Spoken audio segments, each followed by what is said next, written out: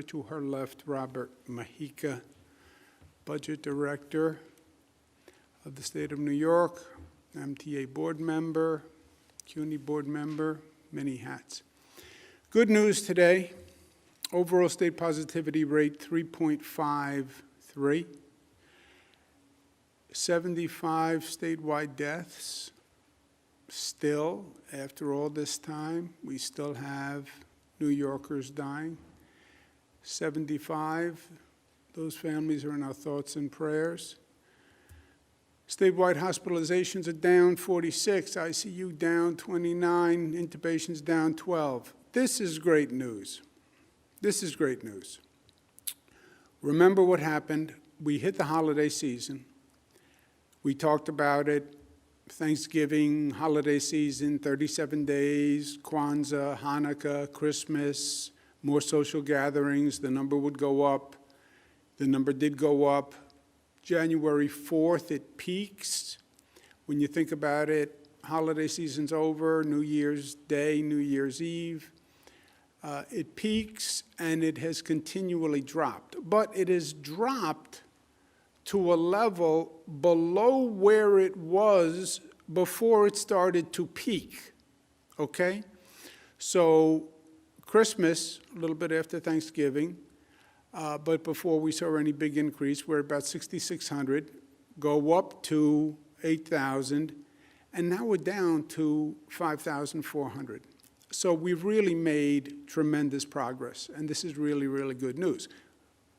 It's not over, and we have to continue, but this is very, very good news. Percent of hospitalized is down across the state, and that's all good news. New York City is the highest at 0.04 right now. COVID positivity, which plus or minus relates to the hospitalization. Long Island, New York, Mid-Hudson. Long Island, New York, Mid-Hudson. What people should get from these slides or these numbers, ask yourself, why is there such a variance within one state? Why is there such a variance in demographic areas that are basically very similar? Why is central New York, Mid-Hudson, why is Mid-Hudson 4 times higher than central New York, right? These areas, same state, same basic demographics. It is about behavior. It is about behavior. It's about what we do. You take Western New York, 1.9. Western New York, for weeks, was a trouble area. And now it's 1.9. Because the community changed. The community adapted. The community heard. And this is a function of personal behavior. And that's why you're seeing these variances across the state. You look at New York City, the Bronx is down where it was, but 5%. It's double Manhattan. Staten Island, which was an aberration, is now more in line. But Staten Island, Bronx, Queens are all about the same. It is about behavior. Vaccines, we have big news. Just under 5 million vaccines done overall. Really good news. We had a White House call yesterday. Johnson & Johnson vaccine has arrived in New York. This is, from a practical point of view, not a medical point of view, much easier than the Pfizer-Moderna vaccines. It's one shot. You don't have to come back for a second shot. You don't have to schedule a second shot. It doesn't take a second appointment. And there's no cold storage for the Johnson & Johnson. So it's a very big deal. We are expecting an initial tranche of about 164,000 doses. And I'll explain in a moment what I mean by first tranche. This first tranche, which is large, will be administered by radically ramping up the vaccination system. We had the Pfizer-Moderna. We were scaled to the Pfizer-Moderna. On top of that, the federal government then adds about 160,000 doses, which is a lot of doses for the state. So we needed extra ramp-up of actual vaccination operations because of this Johnson & Johnson influx. It's good news, but we have to then get it in arms as soon as possible. We've taken a number of measures, but among them, our mass vaccination sites, Yankee Stadium, Javits, State Fair, they're going to go to 24/7. I want to thank the staff very much that is willing to do that, because that is a big deal. And these are staff that are stretched to begin with. But they'll go to 24/7. You can make an appointment. That will only last for the duration of that initial first large tranche of Johnson & Johnson. After that first tranche of Johnson & Johnson, the production is actually going to slow and lag and then build back up again. So we have this one-time blip, one-time large tranche, good news, then it will slow, then it will ramp up again. But I'll ask Kelly Cummings, who's been doing a great job getting these mass vaccination sites to transfer to 24/7, and ask Kelly if she has any additional comment. Sure. Yankee Stadium will begin operations tomorrow night, Thursday night. The appointments open this morning. It will be operating with the Johnson & Johnson vaccine during the overnight hours, as the governor said, as the supply lasts. The Javits Center in New York City and the New York State Fairgrounds in Syracuse, they will begin operations on Friday night, and appointments will open tomorrow, Thursday at 8 a.m. for those two sites. Thank you, Kelly. How many nights will these sites open 24 hours 7? We're not clear yet. It's going to depend on how many people come in for the vaccine. I know there's a pent-up demand. I believe people will show up in the middle of the night to get the vaccine. But we're talking several days to a week in that range. And then once we run out of the initial tranche of Johnson & Johnson, then it will basically scale back down. We're also using other mechanisms to get out the additional doses, pharmacies, FQHCs, local health departments, and hospitals. Because remember, on top of the Johnson & Johnson, we also have an increase in the Pfizer-Moderna vaccines. The Biden administration has increased the percentage of vaccines about 70% since they've taken office. It's really amazing what he has done. But again, the Johnson & Johnson increase is a one-time infusion, then a brief lag in production, then an increase. The overall picture is that President Biden says there'll be a vaccine supply for all Americans by the end of May. Now, it was the end of July. He's now moving it up to the end of May, and that is a very significant increase. Apparently, using the Defense Production Act, they have accelerated the production of the vaccine. And Johnson & Johnson and Merck have formed a partnership. So Merck is going to help produce a Johnson & Johnson vaccine. Normally, drug companies don't play nice like this. But the president used the Defense Production Act. This is going to dramatically increase the production. This is what's allowing them to move up the schedule until May. The president also says prioritize teachers. And he wants the states and then the local governments directed by the states to prioritize teachers. I believe President Biden is right. We need children back in classrooms. Children not in classrooms hurts the child. It hurts their socialization.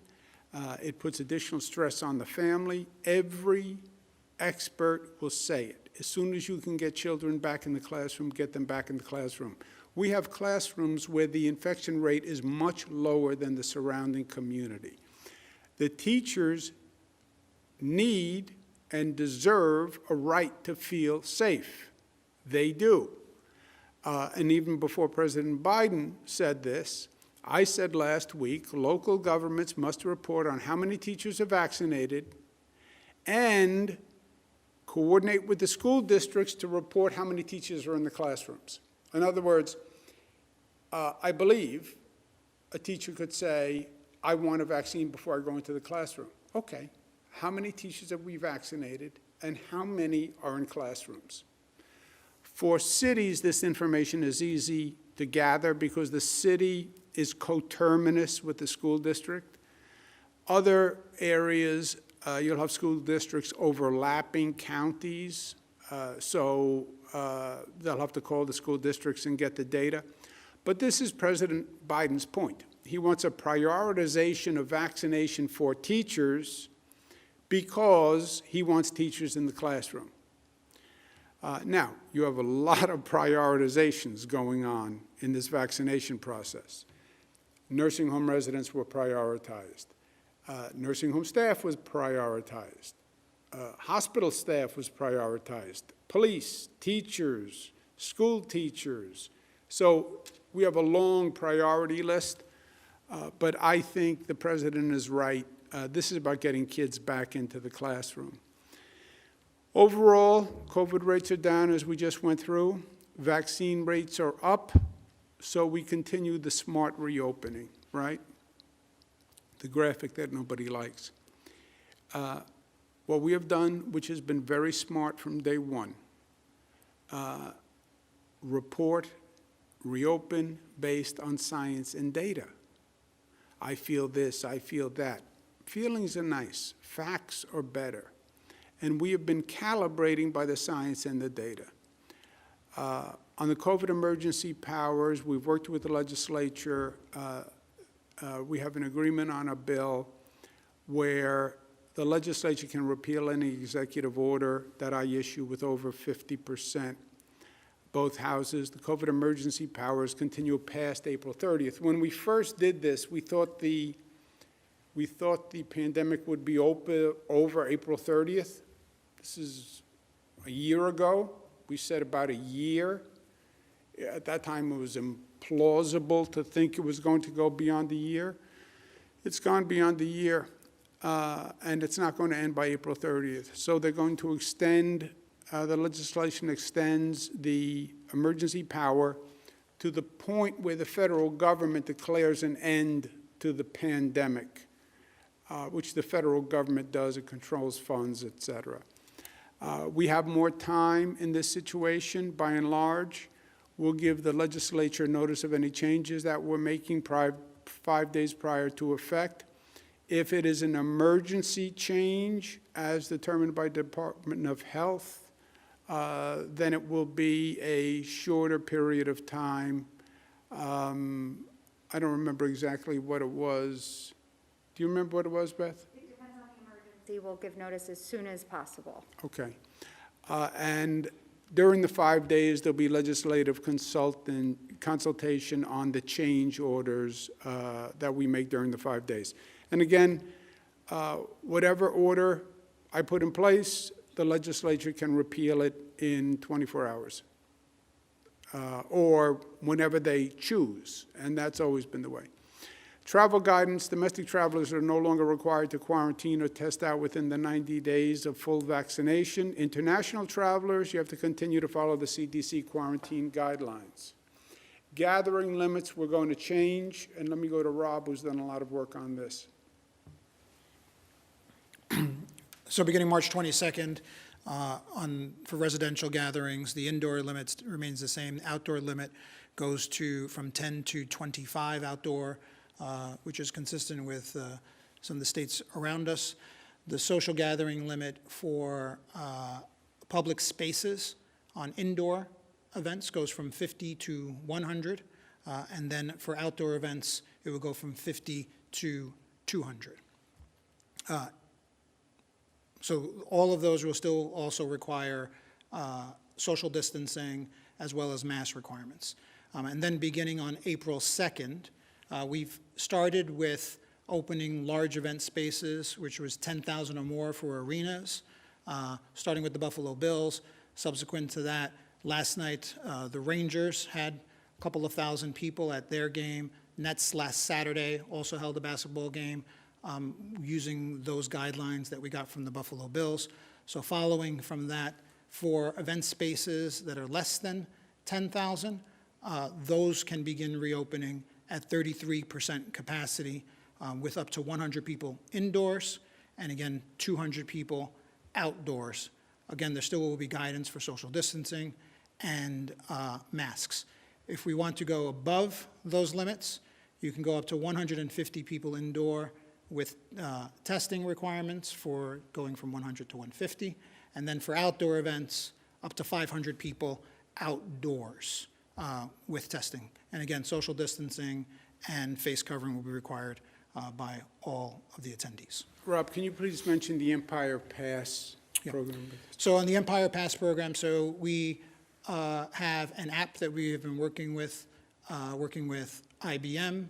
On that app, when you get tested, if with your consent, the results of that test will be ported automatically to the app, and then you can then show proof of a negative test upon entrance to any of these events that require testing. That app has been tested right now, both at Barclays and at Madison Square Garden, and those tests have been successful. So once we get the approvals, the app will be available for download on both platforms, on Google and Apple platforms, people to download to their smartphones. And that will allow someone to show the result of their test, whether it be a PCR test, which will be valid for up to 72 hours, or a rapid test, which will be valid for 6 hours.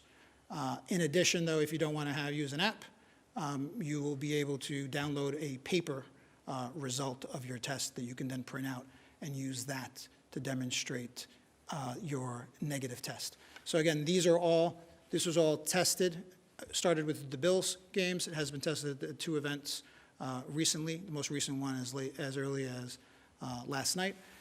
And that will be available, and we'll start rolling that out, again, beginning within a week. And you can use that to go to some of these events when we want to get to the larger numbers, like I said, to go to 150 for indoor events or up to 500 people for outdoor events. Great. Thank you very much, Robert. Foundation to reopening. We talk a lot about reopening and the valves and getting the economy back. Foundation to reopening is public safety. People don't think of it that way. But a community is not going to thrive if people don't feel safe. After the George Floyd murder, we have had localities working on reforming their public safety plans. Mr. Floyd's death was really just a point where there was an explosion of frustration. And we said to every local government, we're not telling you what to do, but if you have a public safety department, you have to put everyone at the table, have a collaborative, come up with a reformed public safety plan. Cities are doing fantastic work and creative work, but not all of them are doing it. If they don't do it and we get to the budget, then there are going to be significant sanctions on the city. Please, you have 29 days. I know it's a hard topic. I know people would rather stay away from it, but public safety is one of the top priorities for any mayor, for any county executive, any supervisor. Public safety is a top priority. Yes, it's hard. Yes, it's sticky. Yes, it's controversial, but it's also the job. The light at the end of the tunnel is in sight, but we can't stop driving now. We've had critical moments all through this period, but this is one of the most critical moments, in my opinion. We have a number of things going on. we have a massive ramp-up of the vaccine operation by May. When President Biden says, oh, by the way, I've found a way to produce millions more doses, that's great news.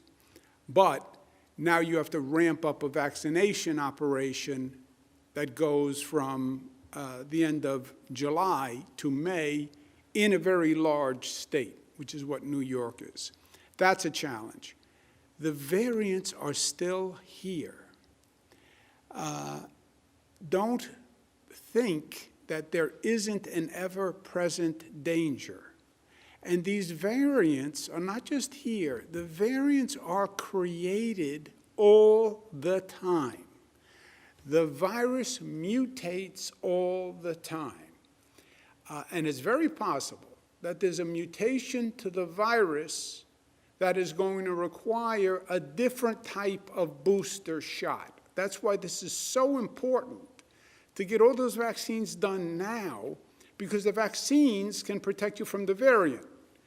But that is a lingering danger we're dealing with.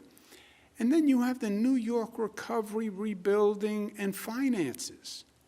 When you deal with a storm, the first step is the emergency response to the storm. There's a hurricane. Keep everybody safe. Get people in out of the cold. Second step is the water recedes, and now you see the damage that you have to rebuild. The damage to this state, to this city, is extraordinary.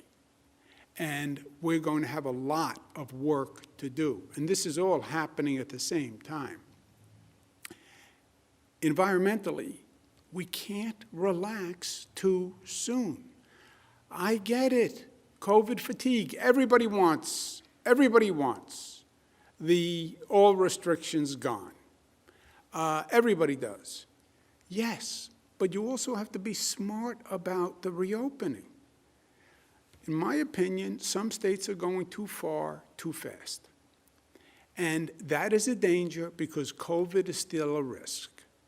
And you relax those restrictions too far, you will see the beast rise up again. Smart, New York tough, smart, united, disciplined, loving. Let me make an unrelated announcement, if I can. I want to address the recent allegations that have been made against me. As you probably know, the Attorney General is doing an independent review, and I will fully cooperate with that review. Now, the lawyers say I shouldn't say anything when you have a pending review until that review is over. I understand that. I'm a lawyer, too. But I want New Yorkers to hear from me directly on this. First, I fully support a woman's right to come forward. And I think it should be encouraged in every way. I now understand that I acted in a way that made people feel uncomfortable. It was unintentional, and I truly and deeply apologize for it. I feel awful about it, and frankly, I am embarrassed by it. And that's not easy to say, but that's the truth. But this is what I want you to know, and I want you to know this from me directly. I never touched anyone inappropriately. I never touched anyone inappropriately. I never knew at the time that I was making anyone feel uncomfortable. I never knew at the time I was making anyone feel uncomfortable. And I certainly never, ever meant to offend anyone or hurt anyone or cause anyone any pain. That is the last thing I would ever want to do. I ask the people of this state to wait for the facts from the Attorney General's report before forming an opinion. Get the facts, please, before forming an opinion. And the Attorney General is doing that review. I will fully cooperate with it, and then you will have the facts. And make a decision when you know the facts. I also want you to know that I have learned from what has been an incredibly difficult situation for me as well as other people. And I've learned an important lesson. I'm sorry. I'm sorry for whatever pain I caused anyone. I never intended it. And I will be the better for this experience. Thank you. Questions? Thank you, Governor. If you would like to ask a question, please use the raise hand function at the bottom of your window. We'll take a brief moment to compile the Q&A roster. Governor, your first question comes from Marcia Kramer of WCBS. Marcia, your line is now open. Please unmute your microphone. Governor, can you hear me? Marcia Kramer, the Dean of the Delegation. So, Governor, I have actually two questions. First of all, I wonder if, given the distractions of these two investigations, especially the one involving sexual harassment, you feel that you might want to step aside, or that you should step aside, especially in negotiating the budget, which could be one of the most important budgets that the state has ever had to deal with. And my second question has to do with the pictures that have surfaced of you touching the face of Anna Ruck. The reason I'm asking the question is that I've also seen circulated pictures of you touching the faces of people all over the state, young and old, whatever, and I wonder what you make of those pictures. Yeah. Thank you very much, Marcia. Let me take both questions. First, you're right about the state budget. It is critically important. The state budget is going to turn the page to the rebuilding phase. We've been working very hard to get funding from Washington to fill the gap, and that has been going well. We have to see what we actually get. But we then have tremendous financial needs on top of that. People have to pay their rent, they need food, et cetera. You also have New York City, which is in a very precarious situation. It's teetering, to use a word. Crime is way up. Homelessness is way up. Many people have left New York City. Hamptons, Mid-Hudson Valley, other states. We have to get New York City functional again, and safe again, and viable again, and we have to do that quickly. We have a new mayor that's going to be selected basically in June, I guess. Something could happen in November, but basically in June. And that work has to start right away. So yes, the budget is very important. Having said that— Should you step aside, though, and let somebody else handle it? Yeah, having said that, I'm going to cooperate with the Attorney General's investigation and do the budget. Remember, we did a budget last year in the spring in the heat of COVID, where it was the most intense period of my life, of this government's life, of this state's life. And we did both, and we'll do both here. On the pictures, Marcia, I understand the opinion of and feelings of Ms. Ruhr. And you are right. you can find hundreds of pictures of me making the same gesture with hundreds of people, women, men, children, etc. You can go find hundreds of pictures of me kissing people, men, women. It is my usual and customary way of greeting. You know that because you've watched me for, let's just say, more years than we care to remember. By the way, it was my father's way of greeting people. You're the governor of the state. You want people to feel comfortable. You want to reach out to them. I do it. I kiss and hug legislators. I was at an event in Queens the other day. Hugged the pastors and the assembly members who were there. So that is my way to do that. However, what I also understand is it doesn't matter. It doesn't matter my intent. What it matters is if anybody was offended by it. And I could intend no offense, but if they were offended by it, then it was wrong. And if they were offended by it, I apologize. And if they were hurt by it, I apologize. And if they felt pain from it, I apologize.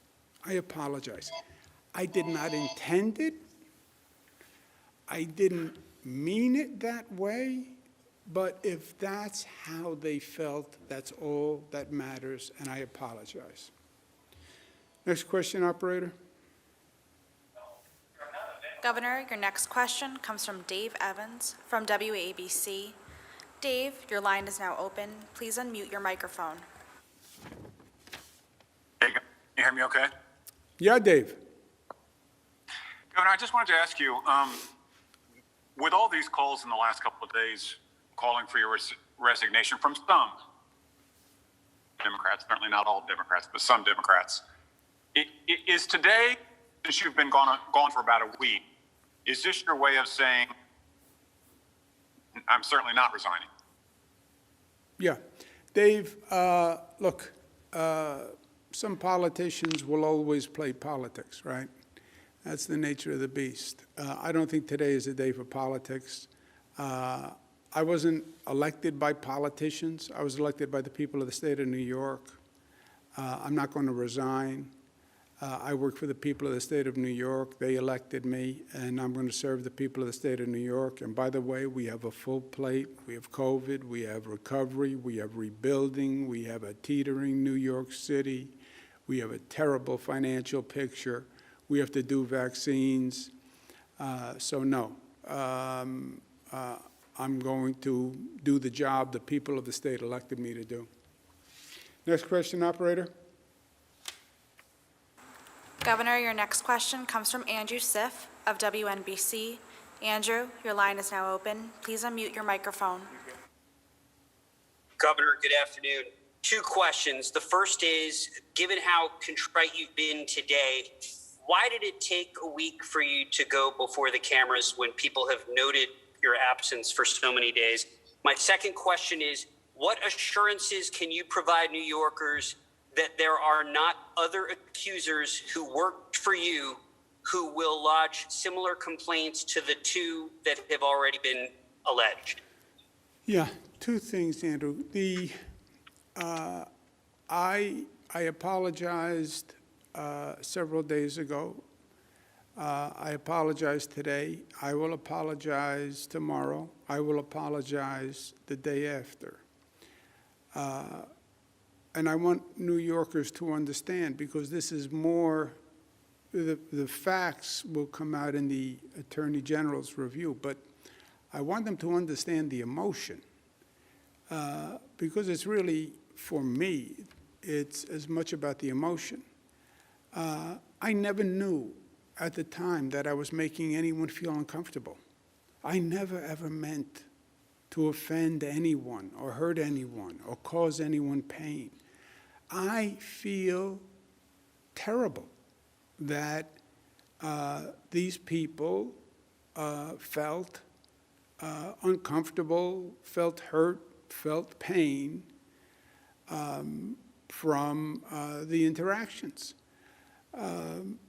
And I'm embarrassed by it, and I feel bad from it. I'm not in this business to make people feel uncomfortable. I'm here to make them, to help them. That's the essence of what I do. I do not believe I have ever done anything in my public career that I am ashamed of. I didn't know I was making her uncomfortable at the time. I feel badly that I did.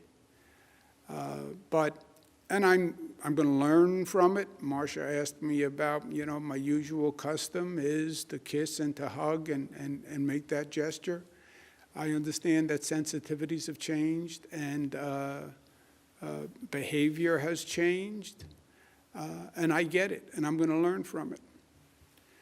Next question. Governor, your next question comes from Karina Jerry of WUTR.